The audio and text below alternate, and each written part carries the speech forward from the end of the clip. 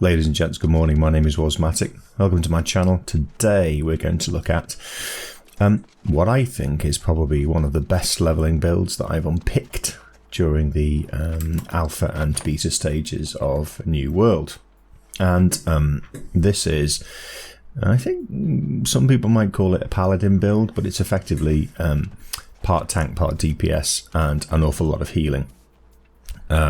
Before I carry on, don't forget I stream on Twitch every day, Monday to Friday, GMT in the day. So feel free to go over twitch.tv/Wasmatic and give me a follow. Right, and we'll dive straight into the build. For those of you who don't know, builds in inverted commas in New World are based around the weapon that you're wielding at any given time.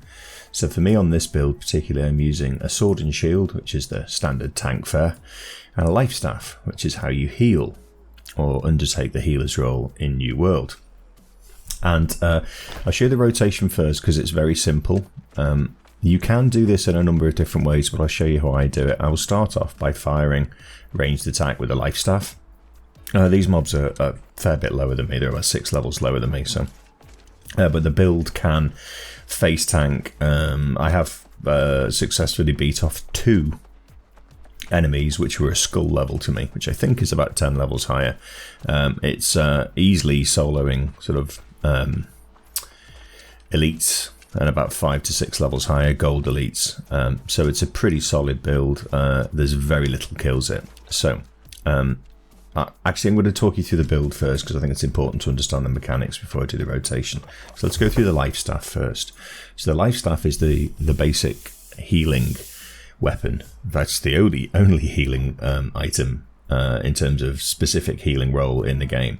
And you have 2 trees that you can go down. You have the healing tree and you have the protector tree. And as you can see here, I've got more points in protector than I have in healing, which kind of it's a testament to the fact that direct heals like that, Light's Embrace and Divine Embrace, were broken at the start of the beta, so I went down a different route because these heals which I took originally were not working, so I respec and I took this build instead, and it actually turned out to be quite a lucky find. So here we go. So first and foremost, you want this skill in the healing tree first, which is absolved, which means that your light and heavy attacks no longer use mana. So that's a light attack and that's a heavy attack, okay? And then you want to go down to Sacred Ground, which is, it creates an area on the ground that lasts for 15 seconds and heals 20% of weapon damage every second, which is great. Then you go down to Regenerate Stamina and Mana 100% faster while in Sacred Ground. That's really important for when you swap to your sword and board, and I'll look at that in a minute. And then you take Blessed while allies are in Sacred Ground. They are healed for 50% more from all healing. Okay, that's just for when you run dungeons, expeditions, sorry. Then you want to take Revitalize. When you hit with a light attack, reduce all your cooldowns by 5%. So that's really important as well, because you can play this build a number of different ways, but I do an awful lot of light attacks at the outset. This is the mainstay of the build, the Orb of Protection. Now, a lot of people will say that you only take 1 or 2 in this skill tree, and I go deep, I take them all. Because I'm thinking of AoEs when I'm in groups as well. So the Orb of Protection shoots out a light projectile that grants 15% fortify, and fortify kind of increases your damage resistance for 20 seconds and heals an ally for 10% of weapon damage and deals 146% weapon damage when it hits an enemy. So that bit says heals an ally, okay? This then, so you take the next one down, which is Orb of Protection hits an ally, they gain recovery for 10 seconds. Recovery heals for 7.5% of weapon damage every second. Then you want to take Shared Protection. If you heal an ally with an Orb of Protection, you also gain Fortify and Recover. So if I shoot this at the ground, if you can see just above my health bar here, I already have a food buff, okay, and I always have an increase. This is my health bar, it's mana, and that's stamina. If I fire this at the ground now, you'll see that I get a heal from it. Okay, and I get Fortify for 24 seconds, which is awesome. But that's not the only place we get Fortify from. Okay, back to the life stuff. And so you get the Fortify and Recovery, and then you also get, if a projectile hits, it affects all allies within a 3-meter radius, which is how you get that to self-apply, because it has an AoE. Now, the AoE is very small. you can see there. So you have to make sure that you're standing within that. But I put that into the rotation at a very specific point, specifically leveling. Okay, so then I have, after a dodge, your heals are 20% more effective for 5 seconds. So if I then, for example, fire that and then do that, you can see I've got an instant bonus to my heal. It'll drop off now. Okay, there you go. But you can see that the cooldown, the orb, is really fast, and if I do that and then dodge, yeah, I've got another heal, which is this one here. Okay, so stacking healings, and at the moment you have 1 fortify, which is great. And now you want protector strength. If you have a buff, you heal for 10% more. So if you're dodging, you get 20% more heals. If you have a buff, which you do, you have fortify, then you get another 10%. So that's all good. And when we go over to protectors, touch, light staffs, light and heavy, grant 15% fortify for 3 seconds when hitting an enemy. So we're getting fortify from, hang on, where is it? It's this one, I think. You're getting fortify from there, but now if you're firing a light and heavy attack, it has to hit a mob, but you'll see. You'll see here, for example, if I just fire a couple of light attacks at this mob, you can see the fortify's popped up. Now, it doesn't last for very long, but you can see that fortify is just, my aim is not great, but see how the fortify is just staying up the whole time. Okay, and then we can use that to heal if we want. Okay, so you can see already that the build is very much based around buffs and debuffs, and then the last skill that we have is beacon. Now this is your escape skill. I mean, you can use it in tricky situations. This is a heal that you can stick to either an ally or an enemy, and it's an AoE. So it shoots out a light projectile that deals 146% weapon damage to enemies. Okay, so it does the damage. It attaches to its target and heals all nearby allies for 20% of weapon damage each second for 10 seconds. So you've got an extra heal over time there. But then you go deep in this tree. The area of effect is now 50% larger, so that means it encapsulates more people. Beacon lasts 5 seconds longer because it's quite a heavy cooldown. It's 35 seconds, okay? And then when Beacon heals a target, it applies a 20% haste for 3 seconds. So you take that, and then buffs you grant last 20% longer. So that means that all of the fortify that you get from here lasts 20% longer. Okay, this build isn't finished. I've still got 2 more points to put in, and I think I'm going to put them into debuff removal and healing a target when it passes through an ally, because that then means I can fulfill the role of healer when you're doing an expedition. Okay, so those are the life staff skills, and I'm now going to switch over to sword and board, which isn't as leveled as high as I would like. There's still a lot of points to put into it, but it will give you the general feel for the build. First things first, take Whirling Blade, deals 145% weapon damage to all foes within 2 meters, so it's a really nice, this is the DPS side of being a sword and board, and this is your damage tree, and this is basically your tank tree. But for leveling, I mean, when you hit max level, my temptation would be to say swap over to defender and go more into the defender tree, especially if you're going into PvP, and that heal life staff defender build is going to work really well by staying alive in PvP. Okay, so you want to take Whirling Blade. Really important is that Whirling Blade also causes rend for 10 seconds. Rend reduces the target's armor. That's really good. So drop that on really quickly when you get into a situation. That's really good if you're facing a bunch of enemies surrounding you, because you can then take this. Whirling Blade reduces the cooldown on the ability by 10% for each enemy hit. So if you've got a group around you and you spin that, you're going to get 10% reduction on the cooldown, which is already only 15 seconds. And if you've got 4 or 5 enemies, that's a really good reduction.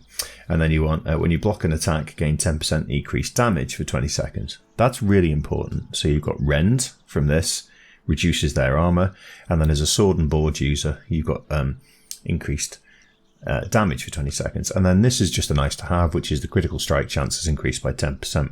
Okay, this is your damage element of using sword and board. Now the DPS comes from a mixture of life staff and using your sword. Okay, so we swap over to Defender. Now these are nice to haves really. I have Shield Bash because some of the enemies, it's handy to have an interrupt for them. So it deals 50% weapon damage and stuns foes for 2 seconds. There are quite a few mobs who will channel something in this game, and it's really handy to be able to just give them a Shield Bash and break them out of whatever they're channeling.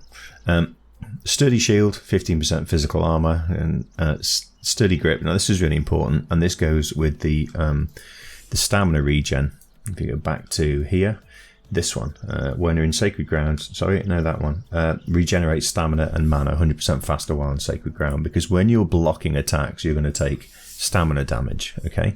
So stamina damage is reduced by 15% when blocking a melee attack with a shield. When you block an attack, gain 10% fortify for 5 seconds. Okay, so you can probably see how this is building up already. You've got fortify from your light attacks, you've got fortify from your AoE heals, and now you've got fortify from blocking attacks, okay? So you're getting a triple stack of fortify. This I need to take, I just haven't had the points to do it yet, okay? So your 3 skills are Rend, Shield Bash, and then this is your dash. Rush forward 5 meters, knocking back foes and dealing 125% weapon damage. You go down to, on a successful hit, all enemies gain Weaken, which reduces their damage output. So it's a real buff debuff build where you're sticking on Rend, you've got Fortify ×3 on yourself, and you're regenerating your stamina and mana. You've got an interrupt, okay, and we just get down to these here, which is your max health is increased by 10% when you're holding a sword, and all incoming healing and regeneration is increased by 10%. So what does all that mean? Because it's an awful lot of buff debuff. So let's just show you. If I wanted to pull this mob, for example, I just give them a quick hit. Okay, so I've got a fortify from that. Now you can keep hitting as they come towards you, keep going back. Then you drop down your AoE heal. You can hit them with that, swap to your sword and board, and then block, and you'll see the... Okay, so there's my increased damage. Stick on the Rend. Oh, look, there you go. You finish the fight on full health, and you're ready to go again. It's really important. You can do this rotation in a number of different ways. My recommendation is that you start off ranged attack like that. Just get that fortify running. Keep firing, keep firing. That's an archer, there you go, that's an interesting one. Okay, throw down your AoE heal. When you get a mob that comes in range, you're going to throw your orb at them. There you go, you got swap to your sword and board and block. And then you've got your additional damage. Shield Bash, Rend.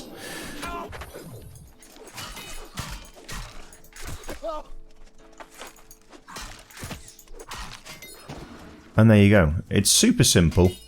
You can throw down your heals whenever you like. You can triple stack. And if you get into... I'll show you the your escape heal, which is... He should attack me in a minute. Which is your beacon. Okay, that's this one. If I throw that at him, you should see that it goes with him when he follows. So you can throw that on an ally, or you can throw it on an enemy. Whatever happens, as soon as you stand in there, you're getting a heal. Get a fortify.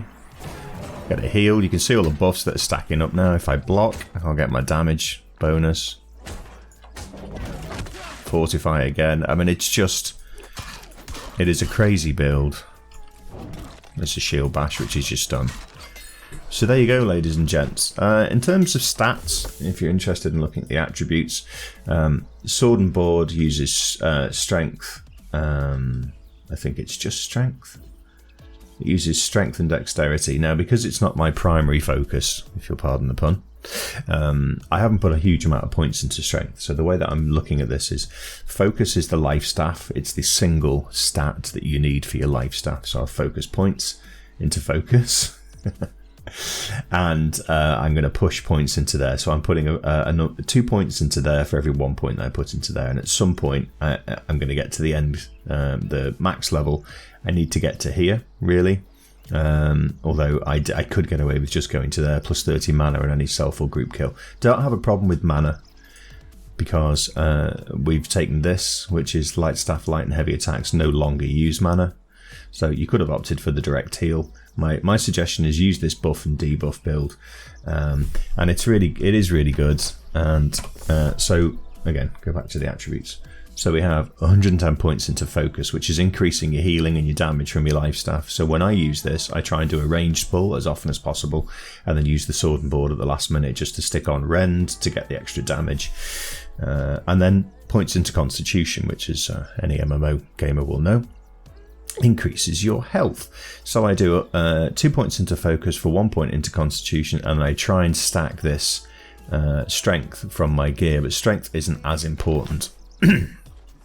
And there we go. In terms of foodstuffs, you can get food which will increase your health and constitution, and I am using game stuffed apples with mushrooms. So if you take cooking and you go and get your cooking to level 2, at least tier 2, you can make this stuff which increases your constitution by 6 and focus by 4 for 25 minutes. So I always have that running because your health gets regenerated. So if you're running, there you go, I'll let you on now. So you get a background hot. Now the good thing about this build is if you get into a scuffle and you've got sort of 5 or 6 mobs around you, you will survive. You really will. So let me try and, I mean, these are low level mobs, so it's not really the best example, but this is the area that I was in when I started to record this video. Let me try and grab a group. Okay, how many have I got? I've got some archers, so let's go and stack on the archer. Okay, so I'm starting to take a bit of hits. Okay, you dodge. Okay, put the orb, put your beacon down, swap to the sword and board, stick on your rend, do a shield bash, that's a weaken, and then just hack away. And you can see the health's just not moving. And there you go. Now I appreciate these are very low level mobs, but you can do this just as well. I mean, your health very rarely takes a hit.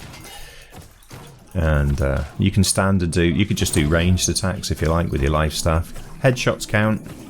So if you can get your aim to do headshots as well, that's a benefit. And look, there you go. We've killed a fairly big pack of enemies. And we're on full health. So there you go, ladies and gents. I don't want to call it the Paladin build, but this for me is one of the best solo leveling builds you can get. There's no downtime for getting your health back. And that's it. Thank you very much for your time. I hope it's been really helpful. Can't wait to see you all on the 31st of August. We're not sure yet whether we're going to be playing on a West Coast US server. We're still talking to the company members at the moment, or whether we're going to play on an EU server. So I have a few people who are on the East Coast. I'm going to put a link to Discord below if you're thinking about playing the game and you'd like to join us and you're either going to play in West Coast US or in EU.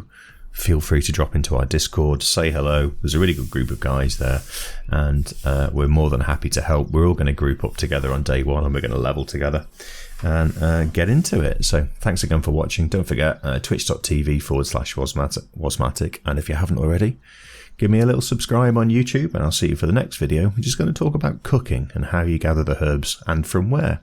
Thanks very much. I'll see you again. Bye.